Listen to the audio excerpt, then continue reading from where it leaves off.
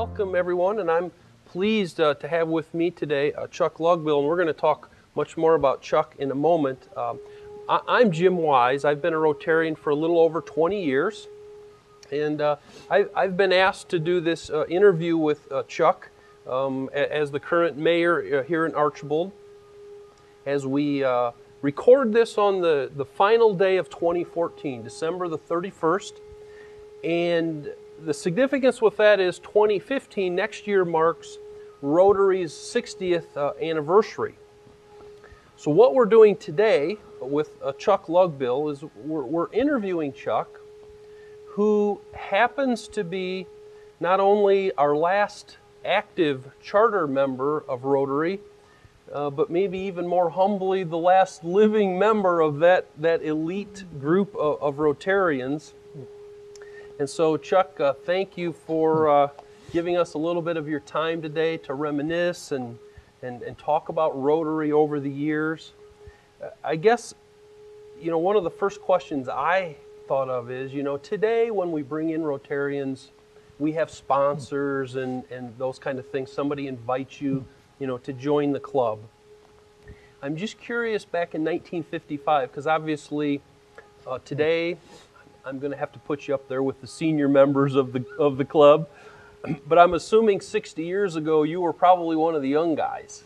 I was the youngest guy. You were the youngest guy. Yeah. Okay, so you've gone from being the youngest to now to the oldest. To the oldest, and we're very grateful for that.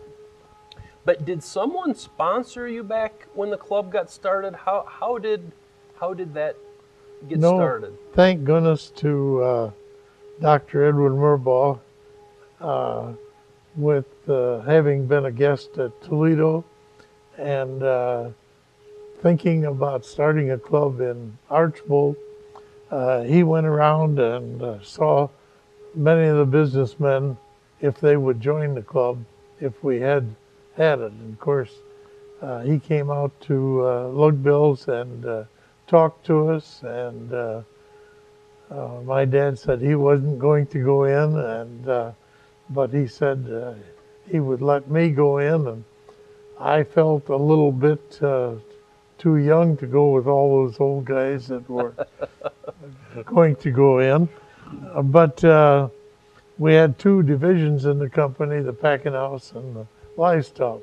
So Red Roofer, Hazen Roofer, was asked to come in as a member, and I come in as an additional active member, which I don't think we have any of those now, but we did at that time because you couldn't have two people from the same company in the club. Sure. So you had to be an additional active member until Red stepped out.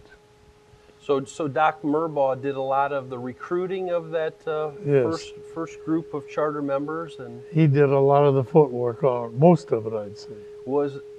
And I know at some point he was the club president. He was the very first president. He was the very first. Okay. Warren Rice was the second vice president. Okay. And Walter Webster was the secretary and treasurer. Okay. Let's go back to that first meeting, because I know you shared with the club, you still have some of the material from that special evening back in February of 1955. What are your memories of that very first Rotary meeting? Because my understanding is it wasn't our typical Rotary meeting. No, it was a big meeting in the high school auditorium. On the gym floor. Okay. And set up with tables. And the one thing that was significant about it is that was an anniversary, because the Rotary started February 23rd in 1905 in Chicago, their very first meeting. So we were a 50th anniversary meeting in 1955. Okay. So that was one thing that was really significant to us. Well, and I recall that the Toledo Club was our sponsor, because even back then a club, an existing club would sponsor other clubs and kind of help them get started. So were there? I'm assuming there were Toledo Rotarians that came out that night. Yes, the president of Toledo Club uh, conducted the meeting, really. Okay. And we were all installed that were all of us that were charter members. And we had a program, and I don't remember for sure who made served the food and so forth. And it might have been the Legion people, I'm not sure. Okay. But we had some Rotary singing, and then we had a speaker who was going to be the probably the one of the candidates for the next president of Rotary. And we had all the area clubs about were invited and brought some kind of gifts or something. There was Bryan, Stryker, Montpelier, Fremont, Sylvania, Findlay, Waterville, and Toledo and Napoleon, and there may have been others that had invitations, but those are the ones that appeared at the meeting. Okay. So we had the speaker that night, and then their presentation of the charter to us, and we were all inducted as members into the club. Okay. I'm guessing, you know, as Rotarians today, when it gets to 1 o'clock, we need to get done. It sounds like that meeting might have been a little bit longer than This was an evening meeting. An evening meeting. Okay. This was, and it was quite long. It started at 6:30, and I'm going to say it probably lasted till 8 or 8:30. Okay. All right. So it was a little bit longer. Now, after that special meeting, did you know today we meet weekly? Was that even a routine back then? Yeah, we were to meet weekly, and the board of directors decided if there was a meeting to be canceled or anything. Okay. But otherwise, it met weekly at the back of the home restaurant. Okay, back of the home restaurant. And I know, you know, I've been a Rotarian now a little over 20 years, and we've always met at the Barn Restaurant. And obviously, the Barn Restaurant hasn't always been here for 60 years. So, started at home restaurant. Do you remember any of the other locations where the group would meet? We met at upstairs, and where the old gymnasium was, Okay. above the Child's building, and we met down in the basement of the bank. The Farmers and Merchants State Bank. Okay. And then we met over in the Legion building for a little while. Okay. And I think we had met in 4 or 5 places, but then Erie Souter had this out here, and he finally said that they'd like to have us as a club out here, which really was a big lift, because the Legion room was small and crowded. We had more tables than room really could take, and we started out here, and it's been here ever since. Yeah, well, but I don't know the exact date when we come out here. Okay, all right. Well, I know we've been here for a while, and as you travel around with many Rotary clubs, we certainly get fed and eat as well as any club here at the Barn Restaurant. Back to those first meetings. So, were the meetings like we have them today? I mean, was there a program? And yeah. I think for the first month or the first 2 months, Toledo furnished a speaker for each meeting, and then after that, we had set up and would get different people to speak to us. Okay. Well, and you know, one of the things that we have a lot of fun with at Rotary today is we have our fine committee, and you know, having known some of the charter members as a young boy, especially maybe Dr. Neal, who I always viewed as a scary man as my doctor, but Did you guys have fun as a group back then, like we do today, or were they really as strict Oh, and stringent as us young kids would remember them? well, I think we've always had the fine committee. Okay. I think Toledo told us how to do that and have certain people to do the fine committee. And I think when you were on the fine committee at first, I think you were on for the year and not just a month at a time as we have it. Okay. But they really, we had a lot of fun. And I think some of those business people, we had Ed Muldoon from LaChoy and so forth, some of those business people really kind of let themselves down and associated with all of us, and otherwise you wouldn't get to speak to some of these people. But we enjoyed having them in, and they kind of kept fun in the club. And the fellas that done the fining, of course, is a little like it is today. But then there was quite a lot of stuff in the Buckeye, and they would bring a lot of that out. And people, of course, got fined for this and that, and had sales, and so different things were brought up. You know, today our standard fine at Rotary is $1. I would guess 60 years ago that might have been an insult if you tried to pick $1 from someone. Do you remember what the first fines were? I think there was some fines levied at a quarter and 50 cents and so forth. Okay. But for anything major, it was $1. It was $1. Because Okay. most of the people in the club were well enough off they could afford $1. Okay. But we didn't raise as many dollars as we do now. Okay. Yeah. Well, that's good to hear that we've always had fun. You talked a little bit about, you know, Doc Murbaugh was maybe the driving force behind really getting things started.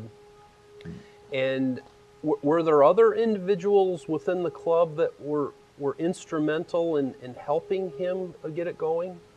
Yeah, I think Ralph Baldwin was one of them that helped. And of course, Walter Webster had been in a club before, so he knew regulations, and he wanted to live pretty much by the laws of Rotary, which some of us didn't like, but he did. And of course, we had Erie Souter, and Erie was always full of ideas. So he was on the first board, and I served on the first board of directors. Oh, you did? Yeah. Okay. So I might have served once since, but I'm not sure. Okay. All right. Well, that's interesting. I did not know that. Can you talk a little bit? You mentioned that Doc Murbaugh was our first president, and Owen Rice, local attorney, was second. And then maybe after him, did you say Mr. Webster? He was the secretary and treasurer. He was the secretary treasurer back then. What are your recollections of their leadership? I never got to know Mr. Rice. He passed away just as I was finishing high school, and so I never got to meet him. But what are your recollections of those individuals? Well, I think it was similar to what we have now. When the president was conducted the meeting and everything, and I don't think the others necessarily took much part in it. Okay. The attendance was always done by the secretary treasurer, and Walter was very strict on that. You had to be to the whole meeting, or 2/3 of the meeting, I think, or he didn't want to count it. But as I recall, I had some problems because later on I had to leave the meetings early because we had a business away from here, and I had to leave the meeting early, and he didn't like that very well. So did he call you out or confront you about it? No, but if you left too early, he would maybe at the next meeting say, "Well, you left too early. If you do it again, I won't count you present." But that happened just a few times. After that, it kind of left off. Okay, all right. Yeah, well, we're pretty loose on that today, and Rotary certainly made it pretty easy to do makeups anymore. Makeups, that's much different. Did you do makeups back then? There weren't Yeah. as many Rotary clubs around. Well, Stryker was already a meeting, Okay, and I think Delta and some of the others were in the area had meetings. And I know the first 5.5 years, I had perfect attendance, and and finally I got caught in Kansas City one time and couldn't get to where there was a Rotary Club, so I broke it off for quite a long time. okay, I made up many places in the country. We took a trip to California. I made up in different cities on the way out. I made up in the East and Washington, D.C. and different places. And some of those big clubs was a lot different. Also made up in Las Vegas. oh really? Yeah, I was just a young fellow there, but they had a great club, and they were finding then guys up to $5 and things like that. So I know it was a whole different group of people. Yeah, well, the money typically is always flowed in Las Vegas. So yeah, that's interesting. So of all those makeups, is there any one or two that stand out to you as memorable for one reason or another? Probably the one in Washington, D.C. and the one in Las Vegas. Okay. Those two probably with the activities, and really in Washington I felt like a little pea in the pot, I guess, because there were a lot of execs in all those, and everything was done just to a T there. Okay. All right. Well, that's interesting. Let's jump back to some of the charter members, and this question focuses on you as a young businessman back then. You would have been in your 20s, I believe. Were there any of those older guys or charter members who you felt had an impact on you as a young person in one way or another? Yeah, I think a number of them, when you get to sit with them, and they were really strict about getting mixed up on the tables, that we didn't all sit at the same table, at the same group. In fact, we do quite a bit of that here. Yeah, we do. And we would, I got to sit with guys like Erie Souter and Owen Rice, and Tom Scott was in there, and Harold Stotzer, and they all had some good advice when you'd ask about this or that, or what was going on in the town. Some of those guys knew all the time. Mm-hmm. And I was not involved with people in the town at all before that. So it really was a way for me to come to those meetings and find out what other people in the area were doing and what their business was like, and that's the way I really got started in Rotary. Yeah, well, that's interesting because yes, I do see that today. It's an opportunity for those who just maybe even work in Archbold, but some of us who live here but work outside the community, and those who live and work here day in and day out. But it's a way that we can all network and stay in tune with each other as a community. That might be one way I can see where things have stayed the same over the years. Are there other ways that you see the club, you would say it's much similar, even 60 years later, than it is today? I say overall it's similar. I believe that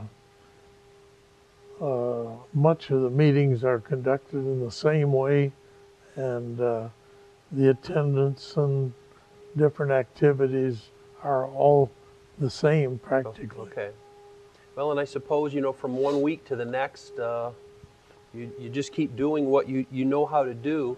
And so while things are the same, is there any one thing you'd say it's really different today than over the years? Does anything stand out?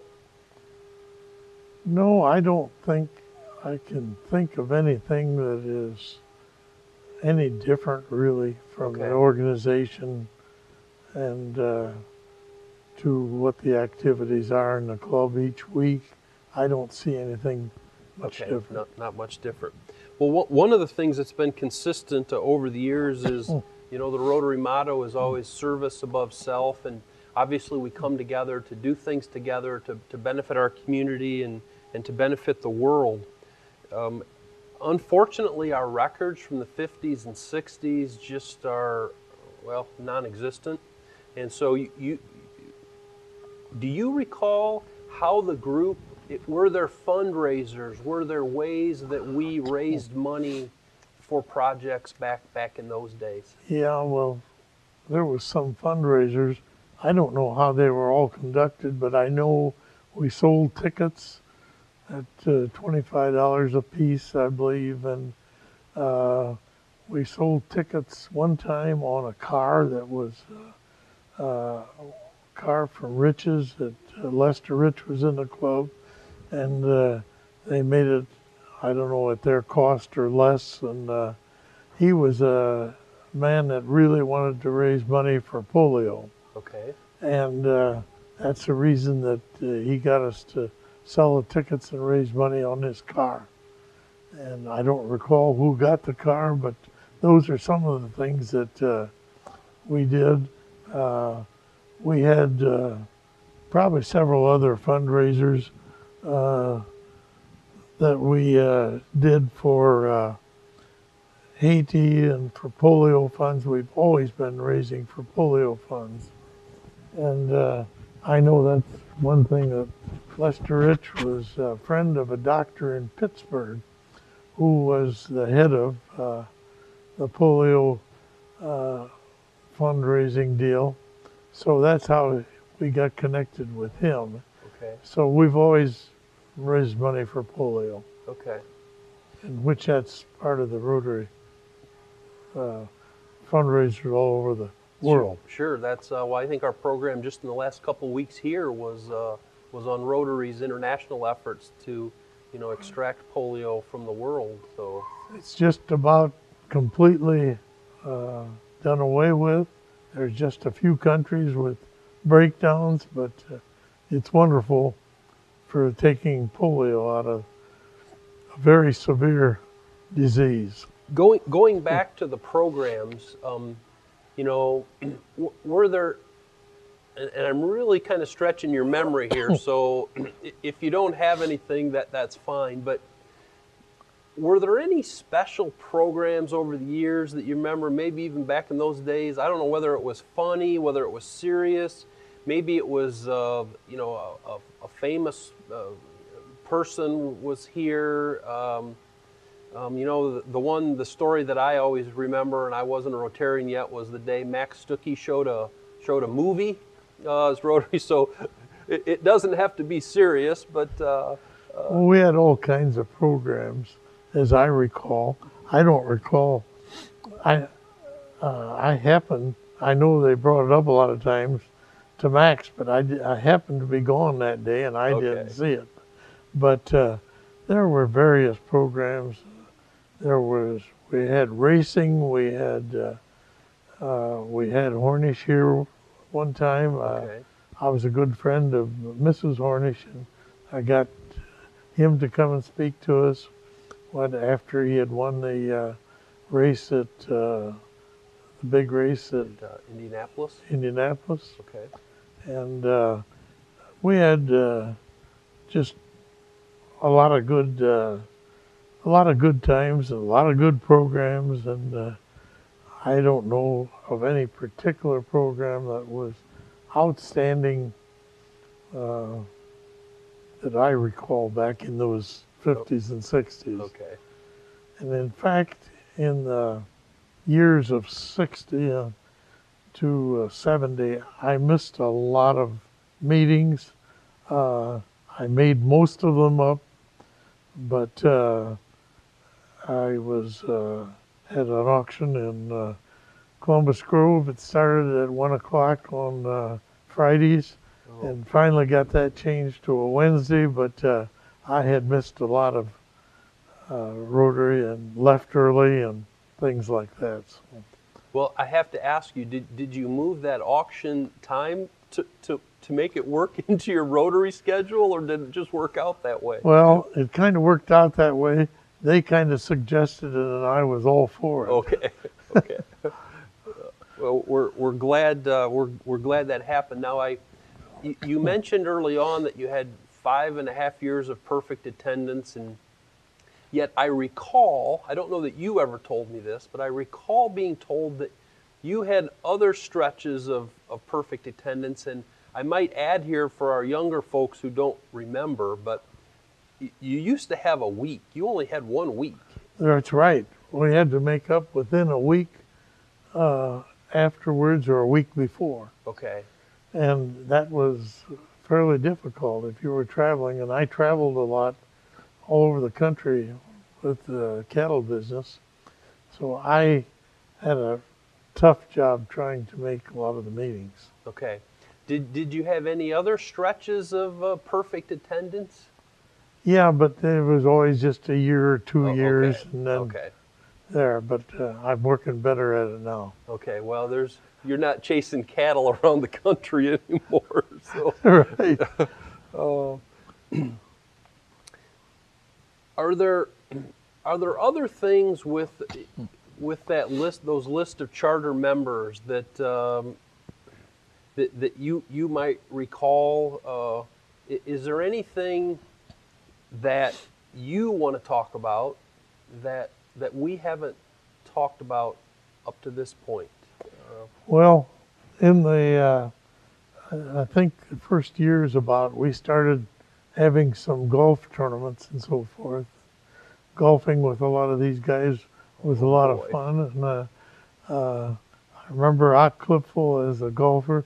He didn't hit it real far, but he was always just as straight as it could be. And about 2 or 3 shots, he was on the green, and it was a lot of fun with some of those guys. They took it pretty sincere. So this golf, I mean, this even back in the 50s, you guys started Yeah. doing that as a group? Yeah, and then we used to golf with Wasion for a number of years. We had the 2 clubs would go together and golf. Okay. And then we didn't, I don't know when we really started giving the scholarships to seniors.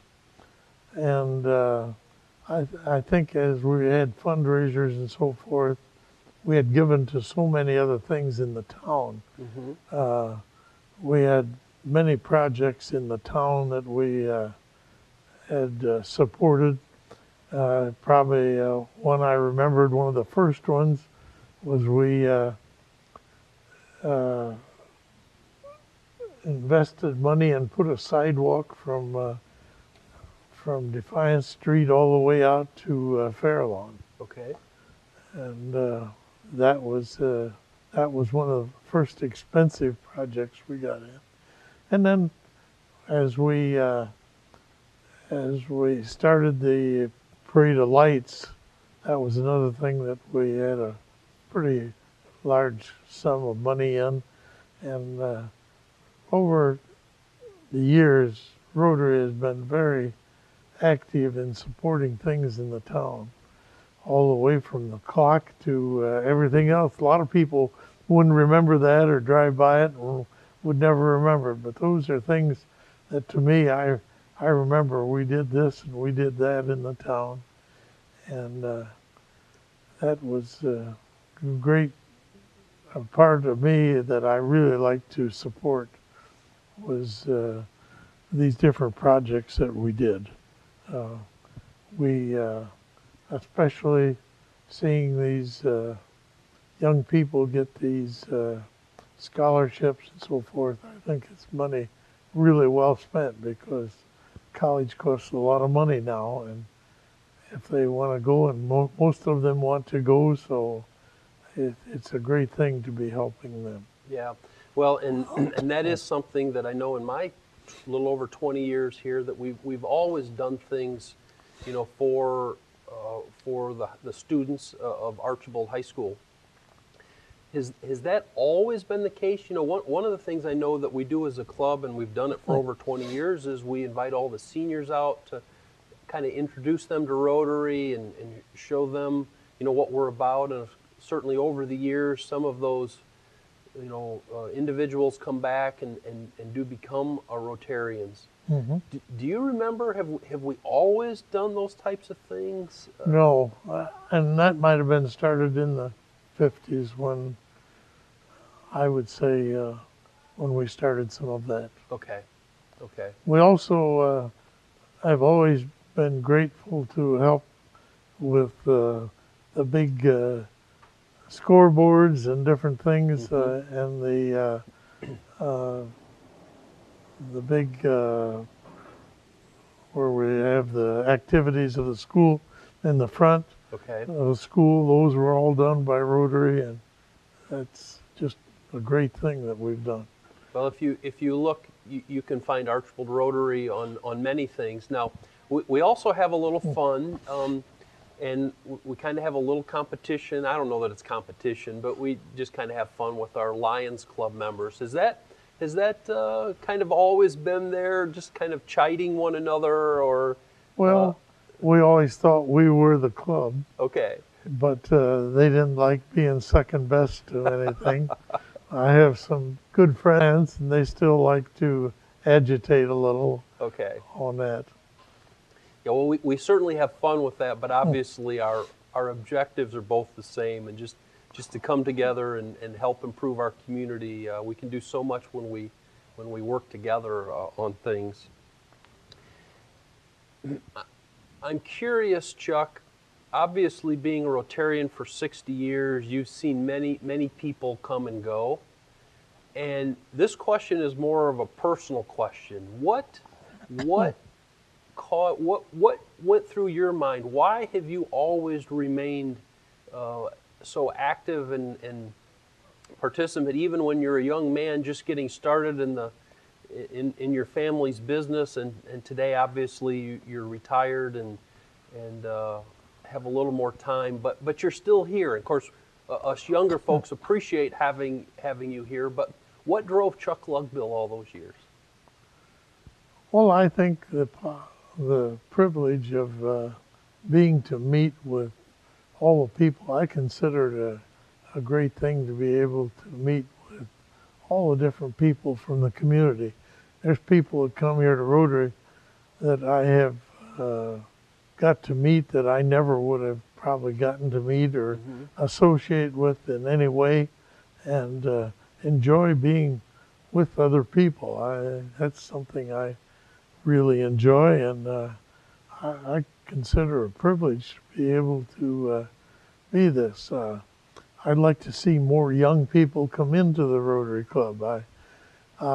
So many of our people in the 40s and 50s, and they think they get a little busy and they don't want to take. But sometimes you've got to sort out and take some of the things that are priorities in your life, and you have to take time out for them. And I consider it a privilege to be here and to be a Rotarian, and as long as I am able, I'm going to be here. Well, we appreciate having you, and I know, when I joined Rotary, I think I was in my early 30s at the time, but it was pretty neat to be able to come in and have lunch with Maynard and have lunch with Lawrence Short and Bob Short and some of those senior members of the club back when I started. And certainly, I don't want to say you were old 20 years ago, but you're older than me enough that I certainly enjoyed that. And as some people have left Rotary, I've said to them, there comes a time when you need to give back. And so thank you for sticking around and helping to kind of pay it forward for those people that helped you as a young man back in your days. We really appreciate all that you've done for Rotary, your presence here, and your support, and we're very appreciative of having one of our charter members remain active and a viable part of this club for so many years. So we thank you very much. I've enjoyed it.